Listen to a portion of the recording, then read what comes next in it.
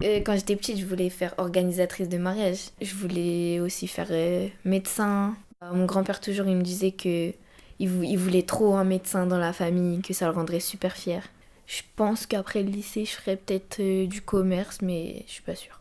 Un travail idéal. Ah bah déjà, je vais pas mentir, un truc qui est super bien payé. Après, un truc que moi j'ai pas trop envie de voyager parce que je veux faire une vraie famille.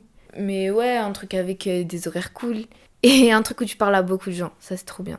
Non, moi je me suis jamais dit qu'il y a un métier où j'aurais pas les capacités de le faire. J'ai grandi dans une famille où tu peux tout faire. Par contre, il y a des métiers où je me suis dit j'aurais pas le mental en fait. Par exemple, je voulais faire avocate et j'ai réfléchi et je me suis dit il y a trop d'histoires violentes qu'on voit tout le temps et je pourrais pas, je supporterais pas. Avec mes amis, je parle pas trop du monde du travail. Plus, généralement, c'est un peu angoissant en fait. Quand tu te rends compte que tu sais pas ce que tu veux faire, que tu vas devoir trouver un travail, que tu vas devoir un peu galérer pour tes études. C'est précaire en fait. T'as aucune garantie d'avoir un métier plus tard. Je fais de la danse. J'ai pas de passion.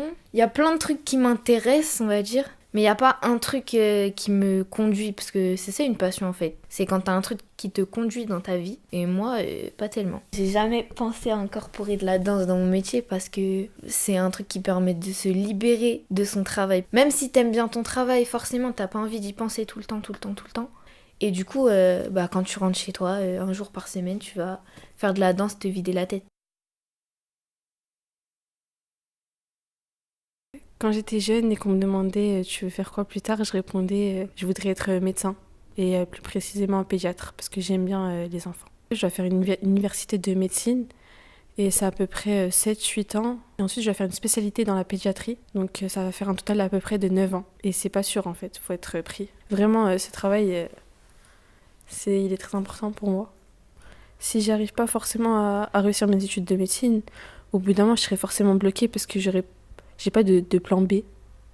Donc du coup, je saurais pas trop quoi faire. Donc je pense que ça peut prendre quelques temps. Ma mère, elle a 51 ans. Elle est née en Algérie. Elle est venue en France. Elle est ATSEM, donc c'est une aide à une professeure de maternelle, en petite section, moyenne section. Là, elle s'occupe des moyennes sections.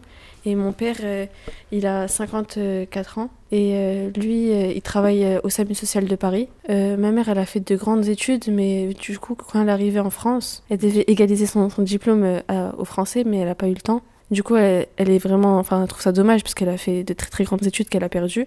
Et donc, il me parle vraiment de mon travail. Il me dit tout le temps de travailler pour avoir un très bon avenir et tout. Et je pense qu'ils ont raison. Et je pense que la génération de nos parents, ils étaient plus travailleurs parce que ils étaient plus déterminés, ils avaient plus d'ambition. Alors que maintenant, dès qu'on fait face à un échec, je pense qu'on lâche direct l'affaire alors qu'on ne devrait pas. Je pense que venir en France, ça peut être une opportunité, mais pas forcément parce qu'en Algérie, ils ont vraiment une vision comme quoi ils vont venir en France et ils vont travailler directement, tout sera beau, tout sera tout rose.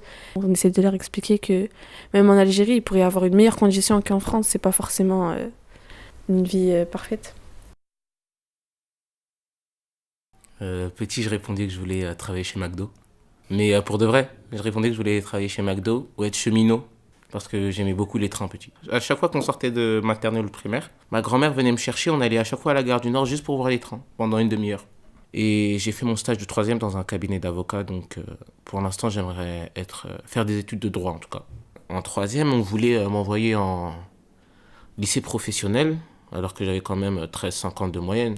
Et moi, ça m'a fait, entre guillemets, un déclic, parce que moi, je savais que je voulais faire des études de droit déjà, et je voulais pas aller en voie professionnelle, parce que je savais pas ce que j'allais faire là-bas.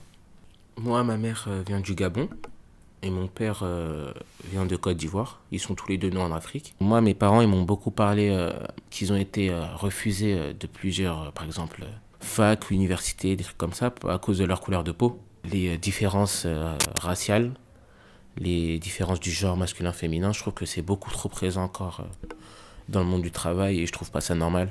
Et par exemple, le fait que les femmes soient payées moins 20 ou 30% moins bien que les hommes, je trouve ça dégueulasse. Moi, ma passion, c'est le karaté. J'en fais depuis que j'ai 5 ans, j'en ai 15 maintenant. Et je pense que ça va surtout m'aider dans la vie. Ça t'apporte des valeurs, le sport apporte des valeurs en général, le respect. Et c'est vraiment cette année, depuis que que j'ai intégré le groupe compétiteur, que je commence à faire des performances à un niveau national. Donc ça me donne vraiment envie de voir ce qu'il y a au-dessus en fait.